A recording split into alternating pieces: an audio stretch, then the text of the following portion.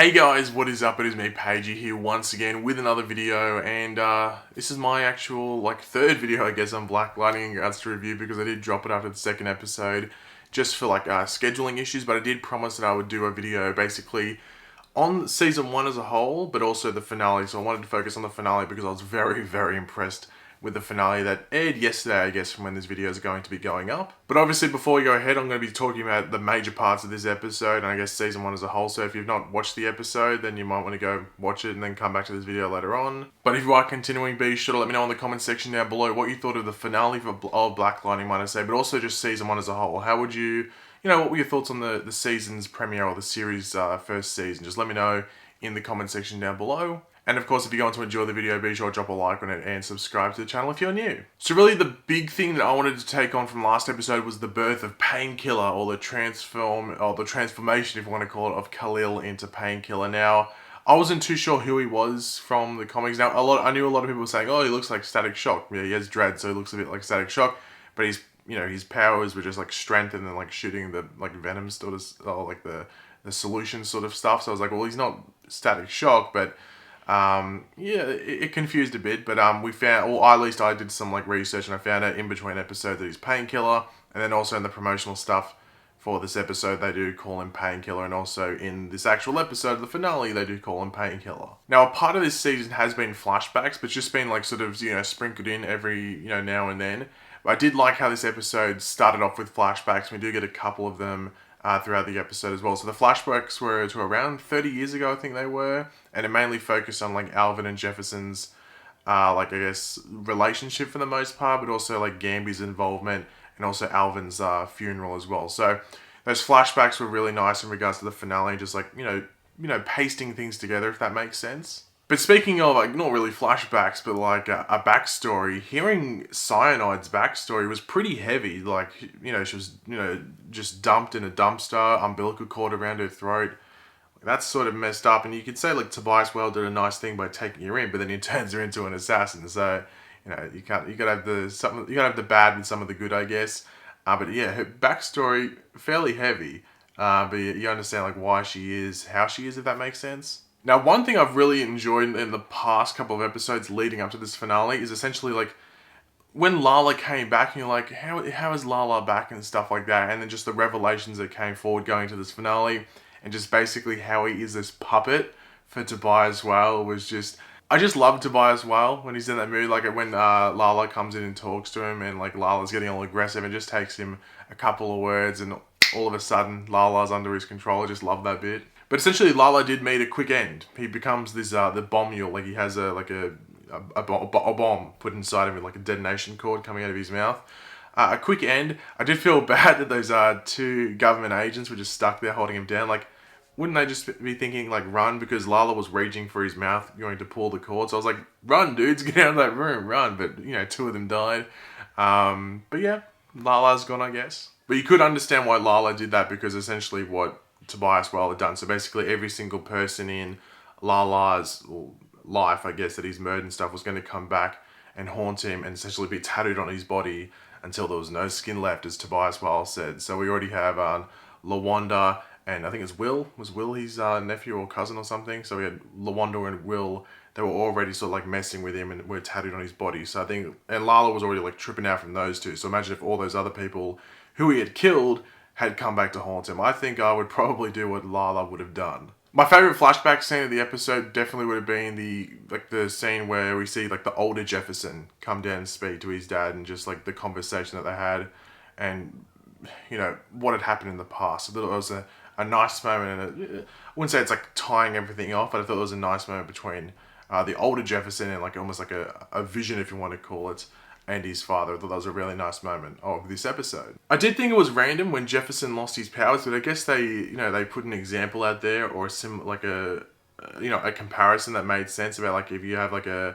car battery and it loses all of its juice, it can't, hold a charge. It can't charge back up. So I thought that made sense. But then we get the massive Jennifer power hug. That's what I'm going to call it. A big power hug with Jennifer's powers, that scene was really cool. And I'm really excited to see where they go with Jennifer next season and stuff. I think it was smart to do everything with Thunder this season for the most part. Obviously, she still has room to improve. Thunder can improve. but focus on Thunder in regards to establishing her, but not rush Jennifer. I thought that was a really smart decision, and also because they only had 13 episodes, so I thought it was a really smart decision by the people behind the team to not rush Jennifer's story and just introduce it, but then push onto it in the next season. I thought it was a really smart move. But this all leads into that big battle in the woods scene, which I thought was pretty cool. I thought it was smart, like that Thunder and Black Lightning just weren't completely destroying them all. Like there were weapons to take down Thunder, but there weren't weapons to take down Black Lightning because they weren't prepared for that.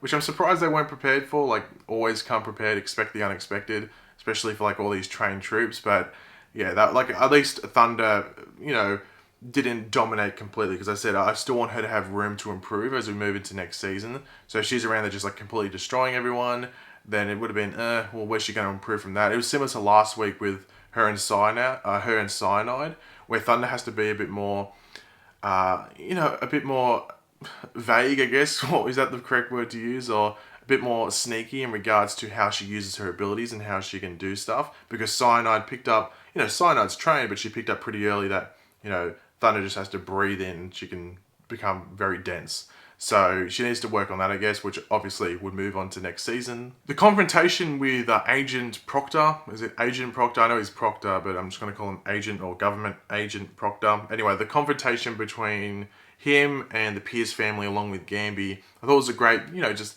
finished combination. It's not some like massive final boss battle fight. It's just a verbal confrontation with Gamby going in, hey, bang, bang, you're dead. Which I thought was pretty badass by Gamby. Because, Gamby's copped a lot of crap this season in regards to like a physical beating. So I thought it was good that he gave it back and basically finished the job off. I really like Gamby this season as just like the side man, if you want to call it, of the group. And I thought it was really cool that he got to finish off the job, if you want to call it that. But then we get the big like cliffhanger of the season where we get the suitcase that was in where Proctor was, and like they sort of needed it for those people and stuff like that. And Tobias Well opens it up, and there's like a green light. Is that a big hint? But there's a green light shooting up, and he is pretty excited. Now, this is a big question, like what is in the suitcase? You have to think it's just like something that either caused the metahuman stuff, like the green light, or it's the vaccine. It's one of the two, which would allow them to create metahumans, I guess, if I'm understanding like what they were going for with the show. Obviously, they didn't want to reveal it then. It's the cliffhanger as you get in a lot of these shows. I'm excited to see what it is. It's not like a massive, like, some dude stepping through the door, almost like Khalil in last episode when, like, raised up from his feet up, and then you see it's Khalil with the dreads and stuff. It's not like they did that and they cut off at the head, like, just before the head or something like that. It's more of a, like, you can get an inkling of what it is, but it's not confirmed.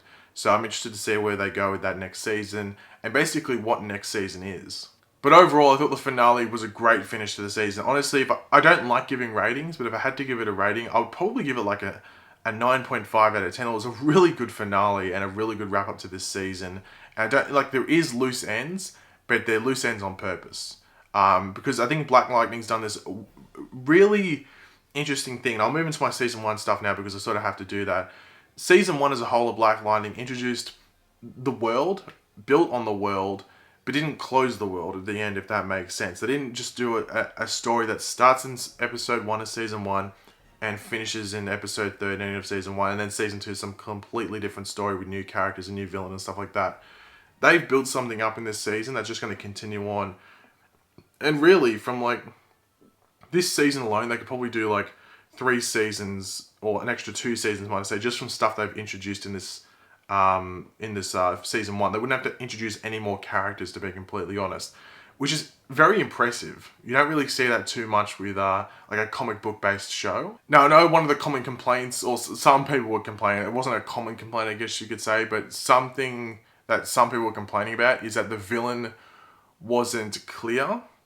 But that's, I know with some other shows, like for example Supergirl last season, where you just weren't sure who the villain was, then just ended up being a mess at the end of the season. That can be an issue, but I think Black Lightning did it in a way where it kept you guessing, and it offered surprises. Like obviously this is spoiler. I've talked about the finale. Like when Lady Eve died, I couldn't believe she died.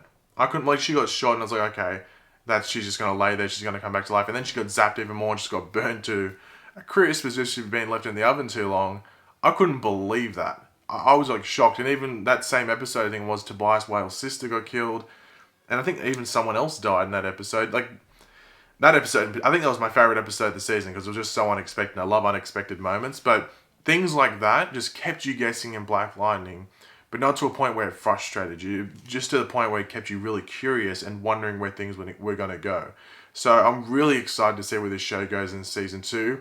This season, as I said, was only 13 episodes.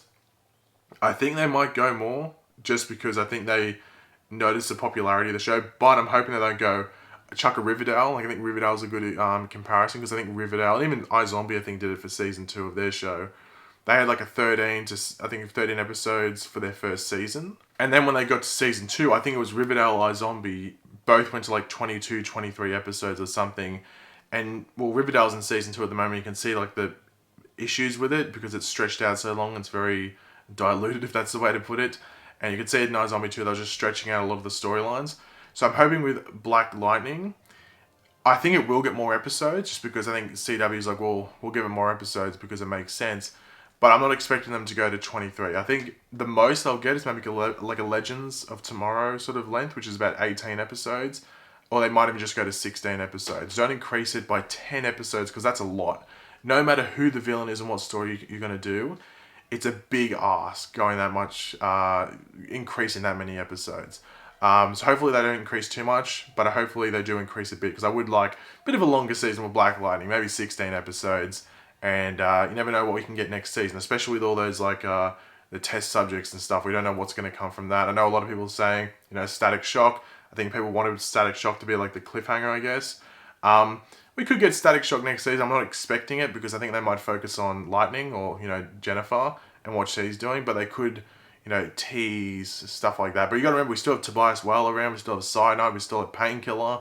There's still a lot more going on there. So season 2 has a lot to work with, and I'm very much looking forward to what they do with it. But thanks for watching, guys. Hopefully you enjoyed the video. If you did, it'd be awesome if you could drop a like on the video to show your support. Let me know in the comment section down below. What did you think of the finale for Black Lightning of season 1 and just season 1 as a whole? Let me know in the comment section down below. What do you think? If you had to give the whole season a rating out of 10, what would you give it? What were your favorite moments and stuff like that? Just let me know all of that in the comment section down below. And of course, if you are new to the channel, make sure to subscribe. I'll catch you later, guys. Goodbye.